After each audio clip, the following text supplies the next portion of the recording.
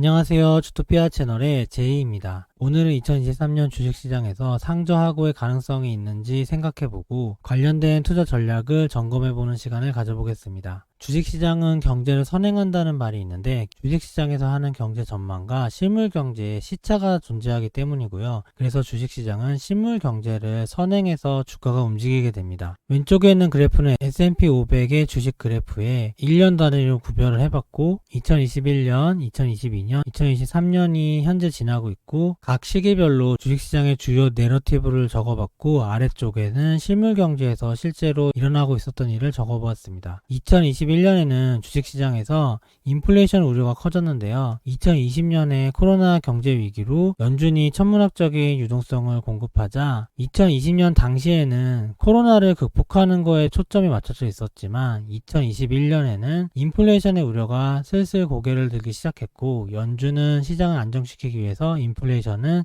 일시적이라면서 인플레이션을 인정하지는 않았었고요. 주가는 계속해서 상승을 했고 실물 경제에서는 영끌과 비투가 계속 만연하고 있었어요. 그러니까 2021년에 주식시장에서 인플레이션 우려에 대한 이슈가 많이 제시가 됐다고 해도 실물 경제에서는 실제로 인플레이션에 대한 조치가 따로 취해진 건 없었죠. 그리고 주가는 오르고 있었고요. 근데 2022년에 실물 경제에서 마침내 물가 상승이 너무 커다랗게 오니까 연준이 물가 상승을 인정하고 금리 인상을 하게 됐죠. 그리고 주가는 하락하게 되었는데 2022년에는 주식시장에서 인플레이션 우려도 있었지만 새롭게 나타나는 내러티브가 바로 경기 침체의 내러티브예요. 그래서 작년 2022년 하반기부터 경제 침체에 대한 얘기가 많이 나왔었고 2022년에는 주식시장에서 경기 침체라는 내러티브가 새로 생겼고요. 주로 2022년 하반기서부터 경기 침체에 대한 얘기가 많이 나왔었고 2022년에 마침내 실물 경제에서 물가 상승이 일어나면서 연준은 기준금리를 인상하면서 뒤늦게 물가를 잡는 거에 주력하게 됐고요. 2021년에 인플레이션에 대해서 우려했던 것이 실제로는 2022년 초반에 나타난 실물 경제를 선행한 결과였다고 볼 수 있고요. 주식이나 부동산 같은 게 인플레이션 해지 자산일 텐데 2021년의 상승이 그런 인플레이션 해지에 대한 반응으로 주가가 올랐다고 볼 수 있죠. 그러니까 2022년에 일어날 물가 상승을 대비한 인플레이션 해지를 위해 자산 가격이 많이 상승했다고 볼 수 있을 것 같아요. 그렇게 주가가 실물 경제를 선행하게 된 거죠. 2022년 하반기쯤 되니까 경기 침체 우려가 고개를 들었고 주가는 1년 내내 하락했는데요. 실제로 2023년의 실물 경제에서는 미국의 은행 위기로 인해서 연쇄적으로 유동성이 마르면서 경기 침체도 현실화되고 있는 상황이잖아요. 현재 경제 활동을 하고 있는 사람들은 작년보다 올해가 경기 침체가 훨씬 심하다고 다들 느끼고 있을 거예요. 근데 이런 경기 침체에 대한 우려는 2022년에 주가에 반영이 돼서 이렇게 주가가 떨어졌던 거죠. 2023년에는 경기 침체의 우려가 상반기에 있었지만 지금 2023년 5월 입장에서는 연준이 곧 금리를 고정하고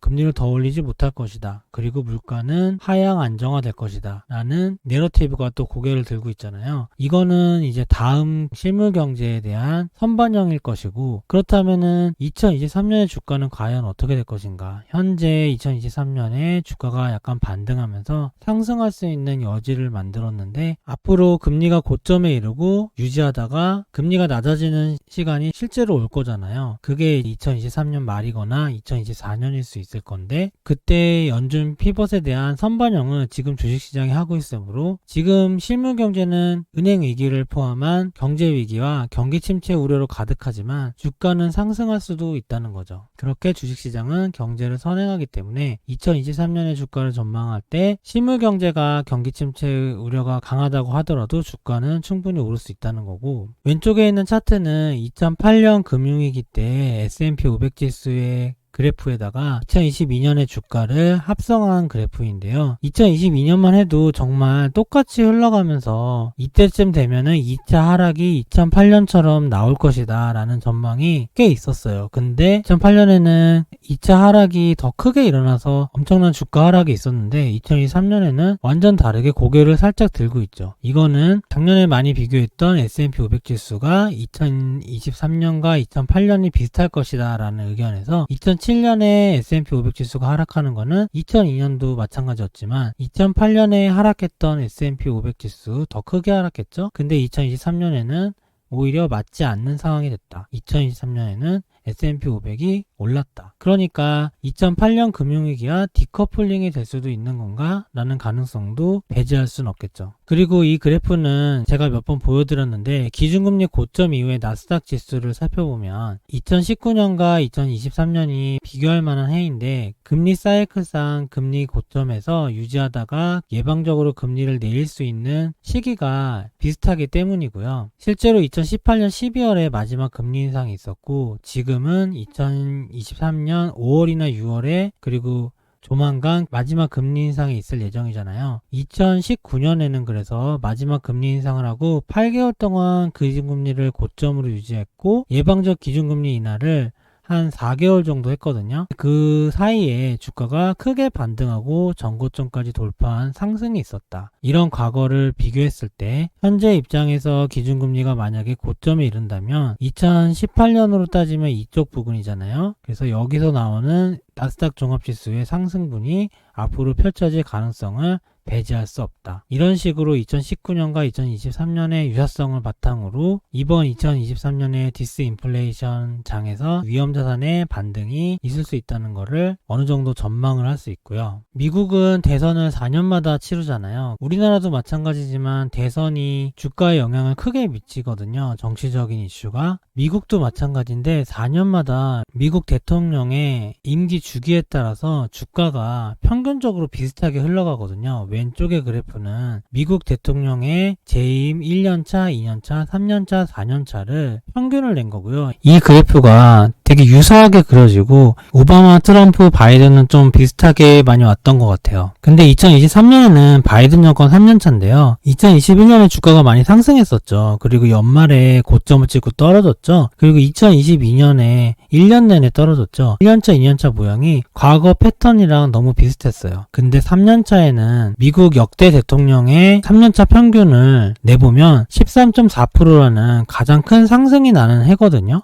4년차 이후엔 대선이 있을 거고 대선 전에는 경제적인 성과를 어느 정도 보여줘야 되기 때문에 3년차 때부터 경제를 끌어올리기 시작해서 4년차 때 어느 정도 유지를 하면서 대선을 치르게 되기 때문에 비슷한 결과가 나오는 것 같고 그 전에 터져야 될 문제들은 2년차 때 먼저 해결을 하면서 2년차 때는 주가가 별로 좋지 않았던 것 같고요. 우리나라도 거의 비슷한데 보통 대통령이 취임하면 1년차, 2년차 때는 주가 부양을 거의 안 하다가 다음 대선이 시작될 때쯤에 경기 부양책을 많이 쓰거든요. 미국도 비슷하다고 보시면 될 것 같아요. 근데 지금 2023년은 이 3년차 구간이라는 거고 왼쪽에 있는 그래프는 역대 대통령의 1년차, 2년차, 3년차, 4년차의 S&P 500 그래프 평균치에다가 실제 바이든 행정부의 주가 흐름을 여기다가 그린 거거든요. 이 그림에서는 작년 9월달밖에 안 그렸는데 완전 거의 똑같이 1년차 때 약간 상승, 2년차 때는 평균치보다 더 많이 하락했었고 반등하는 포인트가 정말 비슷해요. 이번에도 작년 11월달, 12월달에 저점을 찍고 반등했는데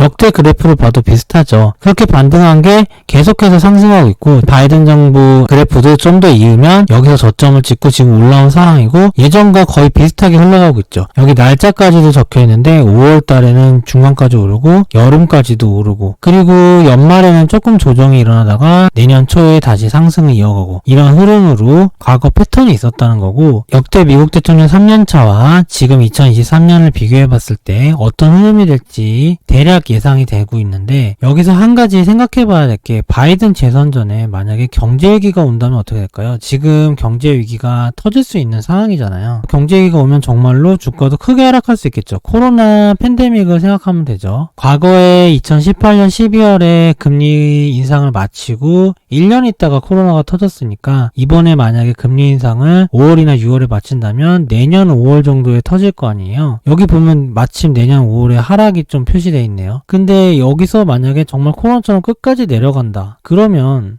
과연 바이든이 재선에 성공할 수 있을까요? 재선에 실패한 역대 6명의 대통령이 있었는데 이 중에 트럼프도 포함되고요. 트럼프는 4년차 초반에 코로나 위기가 터졌죠. 근데 팬데믹이라서 어느 정도 면죄부가 주어지는 것 같고 그리고 급하게 반등해서 다시 상승해서 끝났잖아요. 그래서 트럼프도 어쨌든 간에 4년차 때 하락을 하진 않았어요. 더 주가가 올랐었죠. 이 실패한 6명 대통령을 보니까 경제정책 실패가 주요 원인이었는데 바이든이 과연 4년차 때 경제가 터지면서 하락한 상태로 재선을 치를 것인지, 재선에 지금 출마하겠다고 발표를 했잖아요, 최근에. 근데 지금 은행 위기를 보면 미국의 역대 2, 3, 4위 은행이 파산하면서 2008년 금융위기 때보다 양으로 따지면 더 큰 미국 은행이 파산했거든요. 그리고 글로벌 8위 투자은행인 크레딧 스위스도 파산했잖아요. 근데 이런 상황치고 너무 대처를 잘했죠. 대통령과 재무부 연준이 신속하게 개입해서 위기를 퍼지지 않게 막았잖아요. 근데 생각보다 빠르게 막았단 말이죠. 과연 이렇게 빠르게 막은 이유가 뭘까? 바이든 재선 전에는 절대 뭔가 터지지 않게 하겠다는 의지가 느껴질 정도거든요. 그러면 크레딧 스위스라는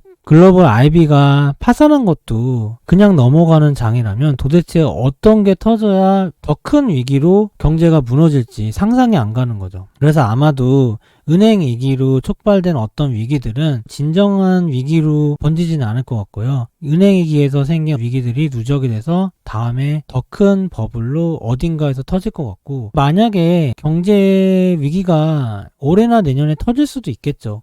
그러나 제가 봤을 때는 미국은 아니지 않을까. 왜냐하면 미국은 재선이 있기 때문에 어떻게 해서든 미국을 살리고 다른 곳에서 경제위기가 터질 수는 있겠지만 아마 미국 증시로만 봤을 때는 터지기가 쉽지가 않고, 만약에 경제위기가 발생하면 바이든의 재선은 물 건너갔다고 봐야겠죠. 왼쪽에 있는 그래프는 빨간색이 올해 S&P 지수의 흐름이고요. 이 흐름을 과거 모든 패턴이랑 비교해서 지금 2023년 4월 5월 달부터 과거 1년 사이의 S&P 500 흐름을 비교를 해서 상관계수가 90 이상, 그러니까 거의 비슷한 것들 탑 10을 모아요. 그래서 그 탑 10의 주가 지수를 평균해서 만든 그래프가 이 까만색 그래프예요. 그러니까 지금으로부터 1년 사이 이 흐름과 가장 유사한 역대 미국 주식 주가 흐름을 다 조사해서 평균 낸 게 이 그래프고, 그러면 이후 1년이 어떻게 됐냐를 평균 내보니까 이런 식으로 올랐다는 거죠. 어떻게 보면 아까 4년 주기 대선 사이클이랑도 비슷한 그림이 나오는데요. 어쨌든 지금에서 상승하는 그림이 나온다는 거고, 그래서 2023년 내내 강세장과 반등장이 이어질 가능성이 점점 커지고 있고, 이유를 대략 살펴보면 지금 당장 일어나는 일은 아니지만 연준이 피벗을 할 것을 선반영하는, 그러니까 금리 인상을 멈추고 어느 정도 긴축 정책을 완화할 것을 선반영하는 주가 흐름, 상승 흐름이 있을 수 있고, 두 번째로 2019년 디스인플레이션처럼 반등할 수 있는 여지가 있다는 거. 4년 주기 미국 대선 사이클로 봐도 3년차 때는 주가 상승이 컸다는 거. 그리고 역대 1년간 상관관계가 높은 프랙탈을 모두 비교해봐도 상승할 여지가 있다는 거. 물론 이번 2023년에 무조건 강세장이 온다고 확정적으로 말할 수 있는 건 아니지만 강세장이 올 가능성에 대해서도 충분히 대비를 해야 된다는 거고요. 이거는 어떤 의미를 가지냐면 자산배분 투자자한테 지금 경제 위기와 경기 침체를 앞두고 있는 시기고, 현재 금과 안전자산, 미국채, 그리고 현금 등을 모아야 될 시기거든요. 근데 위험자산의 강세장이 올 가능성을 크게 생각하지 않으면 위험자산의 비중을 너무 급격하게 빨리 낮춰가지고, 아니면 전부 다 팔 수도 있죠. 지금 경제위기가 올 줄 알고 이때부터 막 다 팔았던 거예요. 주식을 다 팔았는데 나중에 다시 뭐 꺾어지더라도 어쨌든 상승장이 있었는데 그거를 함께 할 수 없다는 거죠. 그러면은 오히려 포모가 오게 되고 고점에서 주식을 매수하는 경우도 생기거든요. 그래서 적절하게 위험자산의 상승을 같이 누리면서 포트폴리오의 수익률을 올리는 게 중요한데, 그럴 가능성을 생각하면서 투자해야 된다는 거고, 하지만 중요한 게 있는데 강세장 후에는 경제위기가 예정돼 있어요. 올해 장이 오를 수 있다고 위험자산만 가지고 있으면 안 되고 안전자산을 모으는 것을 소홀히 하면 안 됩니다. 다시 한번 주기적 자산 배분 비중 전략에 대해서 안내해드리면, 왼쪽에 있는 그래프는 연준의 기준금리 위치와 방향을 나타낸 코스톨라니 달걀 그래프고요. 5월 FOMC는 금리 고점 근방이고요. 여기서 금리를 고점에서 유지하다가 예방적으로 금리를 내리다가 경제 위기가 오면서 크게 빨리 내리는 이런 구간을 겪게 되는데, 금리 고점에서 경제 위기가 오기 전까지의 버블이 최고점에 이르거든요. 이때는 위험자산의 반등과 상승이 있을 수 있기 때문에 거기에 해당되는 거는 성장주나 가상자산이 해당될 것 같고요. 그 수익률을 함께하기 위해서 어느 정도는 위험자산을 보유하고 있어야 되고, 또 반등할 때 적절하게 이익 실현해서 수익을 실현시켜야 되고요. 그리고 수익 실현을 할 때마다 경제 위기를 대비한 미국채와 금, 달러 현금을 모아두는 거를 잊지 말아야 됩니다. 저는 2019년에도 자산배분 투자를 해서 그 당시에 이 구간에서 미국채를 많이 모았었어요. 금이랑. 그때 미국채랑 금이 빛나지 않았었는데 저는 꾸준히 모았었고, 나스닥 레버리지 ETF를 투자하면서 수익률을 자랑하던 시절에도 묵묵하게 미국채를 모았고, 결국에는 경제위기가 터지고 제 포트폴리오는 보호를 받고 나스닥 레버리지를 쓴 포트폴리오는 수익을 다 날리게 되었겠죠. 그래서 결국에는 보상을 받았지만, 만약에 중간에 미국채를 모으고 있는 구간에도 주식으로 수익을 냈다면 더 수익률이 좋았겠죠. 그런 거를 밸런스 있게 진행하는 게 자신의 포트폴리오 수익률을 높이는 거에 큰 영향을 미치거든요. 저도 저번 사이클 때는 이런 원리를 알고 있었지만 실행하면서 직접 경험해보는 시기였기 때문에 수익률의 상승까지는 크게 신경을 못 썼어요. 근데 이번에는 또 두 번째 겪다 보니까 저는 그리고 미국채 사용법이나 금의 사용법에 대해서 어느 정도는 경험을 해본 상황이기 때문에 이번 사이클에서는 조금 더 수익률을 높이고 싶은 생각이 당연히 있는 거고, 이 버블의 최고점 구간에서 적절한 비중의 위험자산 수익을 실현을 잘 시켜볼 생각입니다. 이 부분은 지금 연속해서 계속 말씀드리고 있는데 이번에는 좀 다른 관점에서 설명을 드려보았고요. 오늘 영상은 여기까지 하고 전반적인 상승 근거들을 개략적으로 살펴보려고 했는데 생각보다 좀 길어진 느낌은 있지만 앞으로 기회가 되는 대로 조금 더 디테일하게 여러가지 자료들을 검토하면서 2023년의 자산배분 전략에 대해서 다뤄보도록 하겠습니다. 오늘 영상은 이만 마치겠습니다. 좋아요와 구독 부탁드립니다. 감사합니다.